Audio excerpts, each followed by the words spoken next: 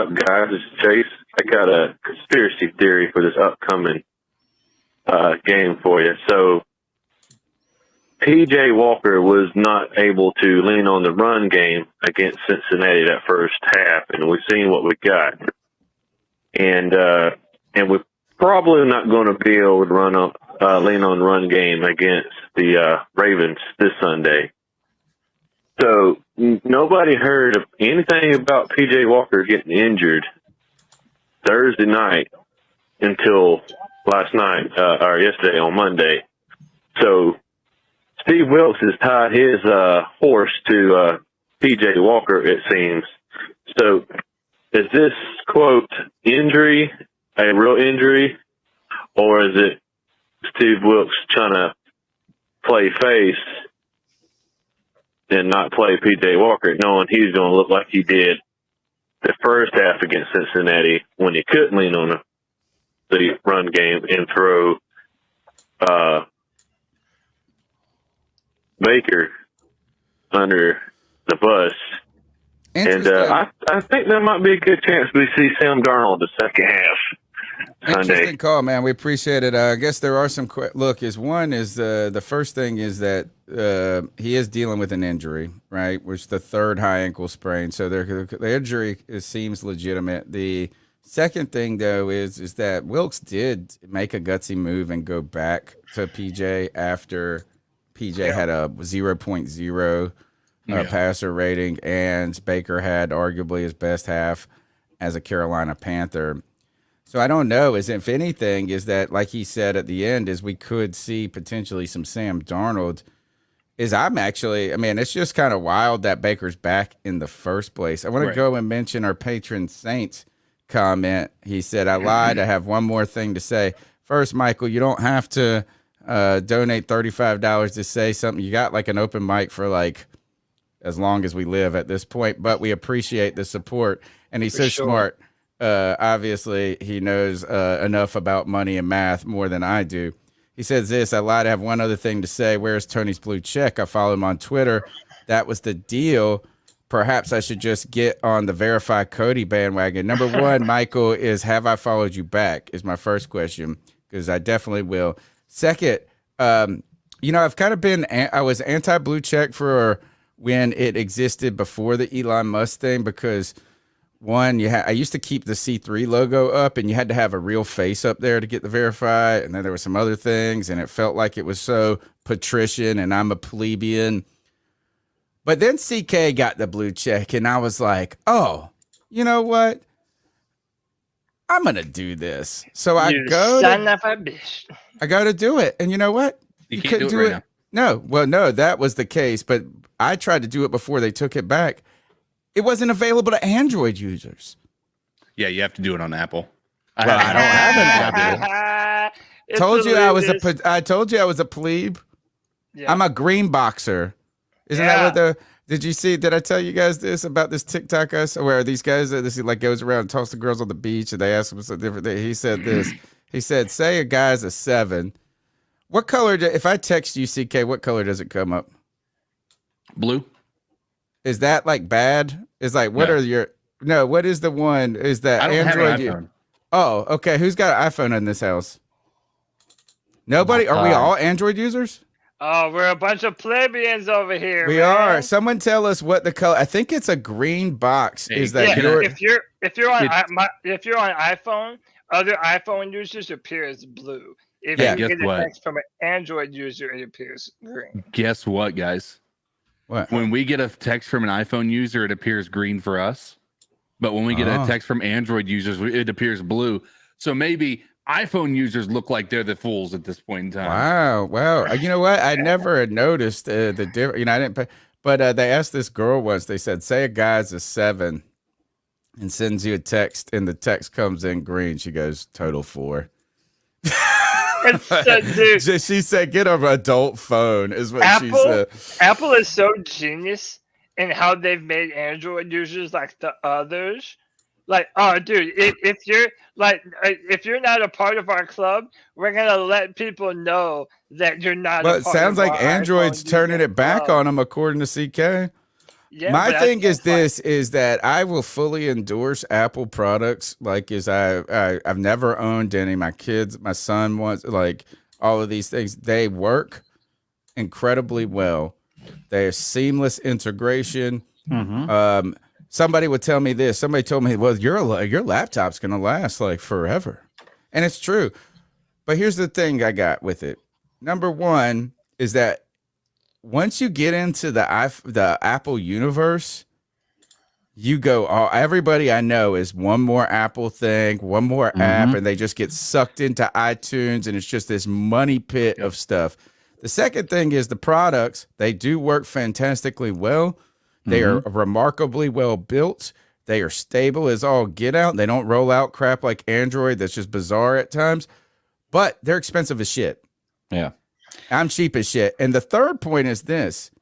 I don't want a laptop that's 12 years old. I don't care if it works or not. Is that I would rather pay $400, get 4 years out of this laptop, and then pay another $400 and get a laptop that's 10 times better than that 401 instead of having a MacBook that's from 2008. The funny thing about your argument, even with that, is iPhone users use it as an argument. But if you're an Apple person, 9 times out of 10, you're replacing your computer, your iPad, your phone every year, every 2 years, even though you don't have to, just because of that exact reason. So you're spending more money for a device that does work well. I'll be the first to say it. I've worked in the cellular cells industry. I will be the first to tell you, I by far had more issues with iPhones than I ever did with Android or any of those other phones. Mainly because iPhone would roll out these updates every so often, new iOS updates, and I cannot tell you how many people lost everything on their phones and had to restore it from the cloud, and it took forever. So it happened so often. They also got sued for that because what they were doing is making these updates so it antiquated your own old phone, and then the battery life would die. Right. They are colluding. Buying a new one. Yeah. They are brilliant though. I just don't want to do this. It's like I don't want to get an iPhone and then now have to get an Apple computer, an iPad, earbuds that are Apple. It's a cult. It's an absolute cult. It is. Look, I have a Samsung phone, I have a Samsung watch, and I have Samsung earbuds. And just like Apple products, all my stuff works great together and talks to each other and does all that great stuff. And guess what? Anything I need to talk with on my computer is on my Google account anyway, which is on my computer. Yeah, I do roll with Google, but they are schizophrenic. Maybe this is the podcast we do for the off season is tech talk. Anti-Apple. I will say this is I love Google to death. They're one of my favorite companies of all time, but they are A, schizophrenic, and B, ADHD. They will abandon projects. They will go back to them. I don't understand why we went Google Chat, now Messages, back to Google Hangouts, to Google Chat. It's just like these guys, they just throw shit at the wall, but that's kind of their style. Apple commits to their products, but I refuse to do it. And I used to say this to CK is I would ask every time I met somebody that had an Apple phone or whatever, and they'd be like, "You're a plebe." I would say, "Have you ever bought an app?" And I've only met like one person who had an Apple that said no. They are good at sucking money at you. Android, I'm like this, man. I roll free, baby. I'm rolling free. I ain't paid for an app. I think I bought one app. It was an Adobe app recently.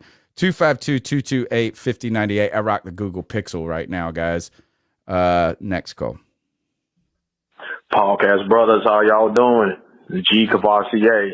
Hey, man, we got them Ravens this Sunday, man. Got the damn Ravens. Who's going to win? Hopefully the Panthers. Y'all seen the shit? Not seen the shit, man. How in the hell did PJ get hurt in the last game? Now he has a high ankle sprain, and here comes Baker Mayfield. And the thing is, I'm not really trying to fall for it because I don't really think that PJ is hurt.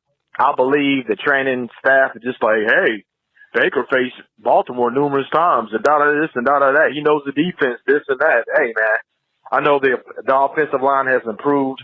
You know what I'm saying? And I know Baker wants to play.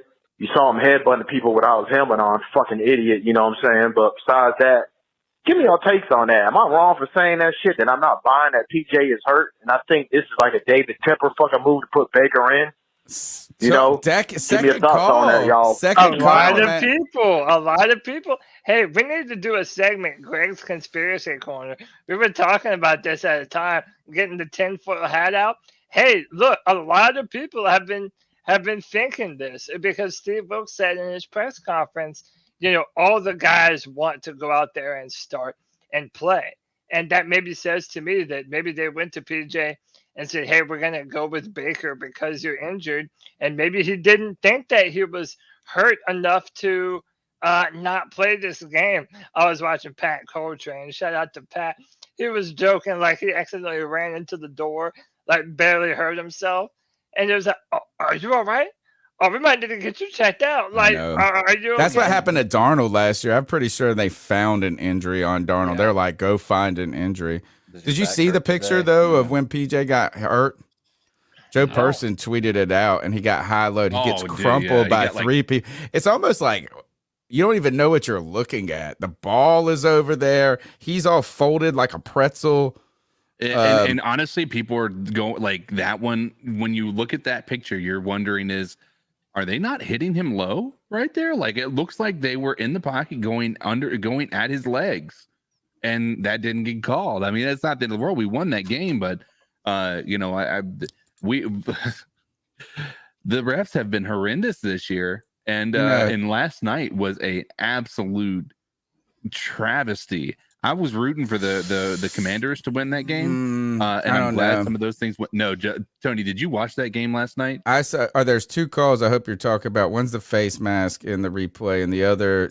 Are you upset that the Eagles got flagged for touching Heineke? Because I don't think. I mean, I'm all right. Okay, I didn't think that was. I mean, it sucks, but this NFL, you're supposed to just like, you can't. You know, with. What did you? No, I did watch parts of it. Yes, the like that one where it was the AJ, where it was the face mask on Brown, and he lost that fumble, and that went the other way. That was on. I think that was Goddard. That was actually. Oh yeah, it was Goddard. You're right. It was Goddard. And that he got hurt as well in that transaction. So that part was a major miss. Like, and I know he might not have seen it, but I saw them make horrendous pass interference calls. It was not a great game for the refs, and it's not been a great week for the refs or a great year for the refs so far this year. There have been so many games that have been decided by the damn refs, dude. So many games have come down to a call that the refs make that have made that decision so much easier for the other team. And I'll not even talking about our Browns game. I'll take that out of the equation. Let's talk about the ref throwing the flag on Chris Jones for the Chiefs for saying an expletive to Matt Ryan. And that gave them a first down, and they drove down and won the game against the Chiefs. Well, did he call him a cracker? So, how about, did you know that Matt Ryan had a 42-yard rush in that game? Yeah, I saw that. Yeah. Fuck, dude, that's insane. Man, how about this is the Raiders? What a fucking shit show they are. And by the way, did you know that one time I was suspended for a whole day on Twitter for calling somebody a cracker? Oh, really? Yeah, dude. That's pretty wild. Hey, am I not allowed to say that word? Like, cracker? Come on, dude.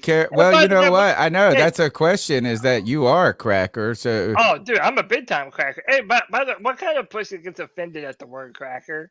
Like, come on, like no one. And you know, actually, here, total side note on this. Do you know where it comes from? I never thought about this. I just assumed cracker was like saltine white cracker.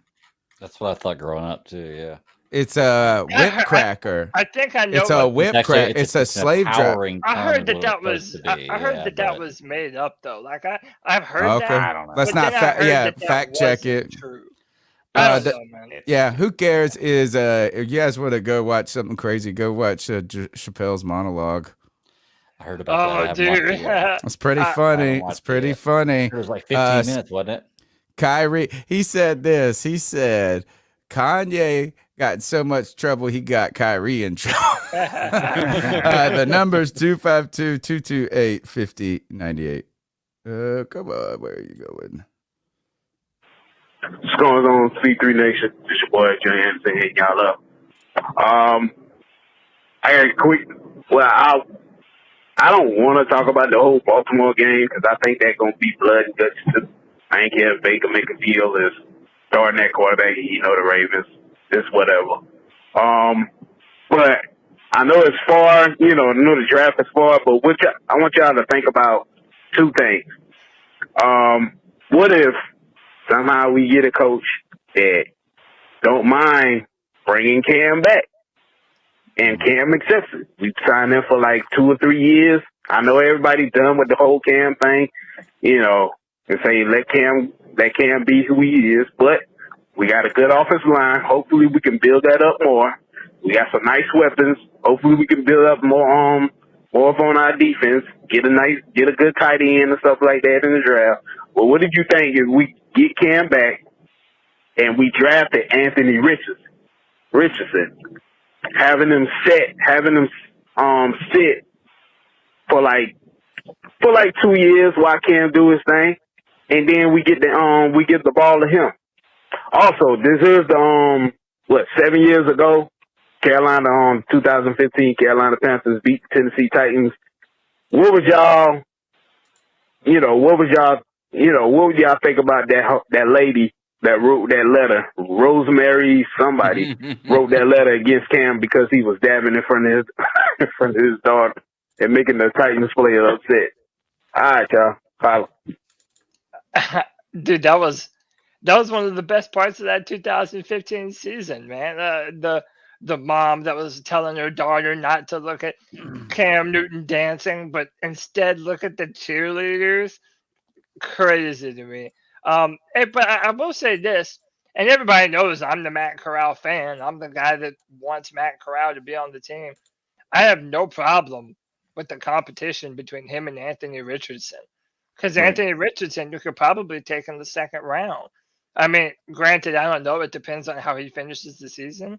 But everybody's talking about Will Levis, the quarterback from Kentucky, as being the guy with all the physical talent and the upside and can do it all. To me, Anthony Richardson has just as much physical upside and talent as Will Levis does. So if you could pick him up later and you had a genuine quarterback battle between Anthony Richardson and Matt Corral, I think that could bring the best out of everyone. I can't argue with you on that. The only thing I could disagree with is the bringing the Cam Newton thing back in. Cam's done. Yeah, like I love Cam. Don't get me wrong. He's one of my all-time favorite players. Yeah. But I think we've said it before. I'm just ready to be done with the Cam thing, and I honestly don't think it'd be a good thing for Cam or the team. To be truly honest with you, don't give me 2 more years of an older Cam out of his prime. I'm interested if Cam wants to play football anymore. I don't think he does. Yeah, I think he's done. Yeah. The other is that I think he needs to come back, not for us, but I just wonder, does his star power reign without football? I don't know if he had a long enough, impactful enough career to be become a lasting icon outside of sports at this point. Have you watched his podcast? I haven't. I've watched since since he's like gotten away from our universe.